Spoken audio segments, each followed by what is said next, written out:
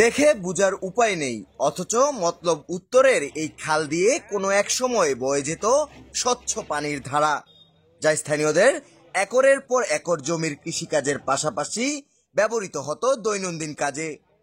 উপজেলার অন্যতম ব্যস্তময় সেঙ্গারচর বাজারের মাঝে বয়ে চলা এই খালটিকে ময়লার ভাগার হিসাবেই চিনে নতুন প্রজন্ম।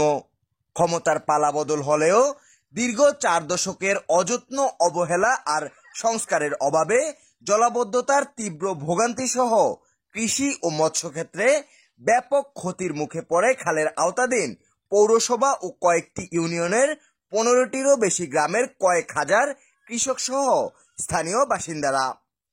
দীর্ঘ সময়ে স্থানীয়দের দখল ভরাট দূষণে বন্ধ হয়ে যায় পানি প্রবাহ। এতে প্রতি বর্ষা আর বৃষ্টিতে পানি নিষ্কাশন না হয়ে বাড়িঘর, রাস্তাঘাটে সৃষ্টি হয় চরম জলাবদ্ধতা ও বন্যা।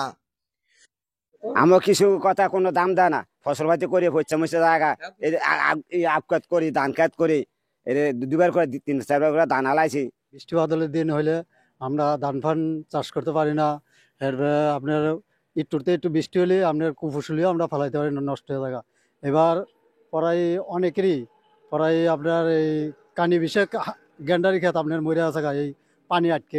অবদার জায়গাগুলো সব বকদল করে রাখছে, ওগুলিও আমরা সারা পাইতে আছি না। পানি লেগে তো ডুববা, তো আমরা গ্যাসে পারো আমরা কোনো ফসল করতে পারিনি। একটা বিল আছে, ওদিকে বিল আমরা কয়েক বছর করতেই পারিনি পানির লেগে। আমরা সব তলায় মরি, হাবুডুবু খাই খালি। তলা, রাস্তা তলা, হাঁটতে পারে না মানুষে। দানা নিয়ে ধান ফান রোয়া লাগাই, দানা রোয়া তো লাগান যায়ই না। একবার লাগাইছি হচ্ছে আছে, আবার হিরা লাগাইছি। তবে আসার কথা হচ্ছে দীর্ঘ 4 দশক পর হলেও অবশেষে শুরু হয়েছে খালটি সংস্কার। মেঘনা ধনাগদা সেচ প্রকল্পের আওতাধীন 40 লাখ টাকা ব্যয়ে 2টি প্যাকেজে সেঙ্গারচর থেকে হানিরপাড় পর্যন্ত প্রায় 2 কিলোমিটার এলাকায় জরুরি ভিত্তিতে শুরু হয়েছে সংস্কার কাজ।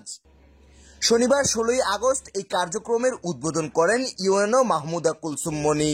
এ সময় এসিল্যান্ড হিল্লোল চাকমা, মেঘনা ধনাগদা সেচ প্রকল্পের নির্বাহী প্রকৌশলী সেলিম শাহেদ, মতলব উত্তর থানার অফিসার ইনচার্জ রবিউল হক সহ স্থানীয় সুধীজনরা উপস্থিত ছিলেন।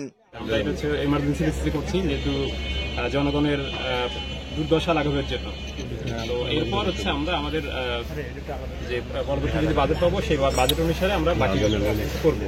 আপনারা এই বাজারের যত ময়লা আবর্জনা সেগুলো আপনারা খালে না ফেলে যে ডাম্পিং স্টেশন থাকবে, সেই ডাম্পিং স্টেশনে আপনারা ময়লাগুলো ফেলবেন, যাতে করে আমরা পরিষ্কার করার পরেও হচ্ছে এই বর্তমানে যে পরিস্থিতি, এই পরিস্থিতি যেন ভবিষ্যতে না তৈরি হয়। সরকার থেকে আসলে উদ্যোগ নিয়েছে ডাম্পিং স্টেশনের জন্য আমরা একটা প্রস্তাব পাঠিয়েছি। যতদিন পর্যন্ত ডাম্পিং স্টেশনের প্রস্তাবটা নিয়ে না আসে, ততদিন পর্যন্ত সবার কাছে অনুরোধ থাকবে যে আপনারা যে বাজারের ময়লা আবর্জনা একটা নির্দিষ্ট জায়গায় ফেলবেন, ক্যানেলের মধ্যে আপনারা ময়লা আবর্জনাগুলো না ফেলেন।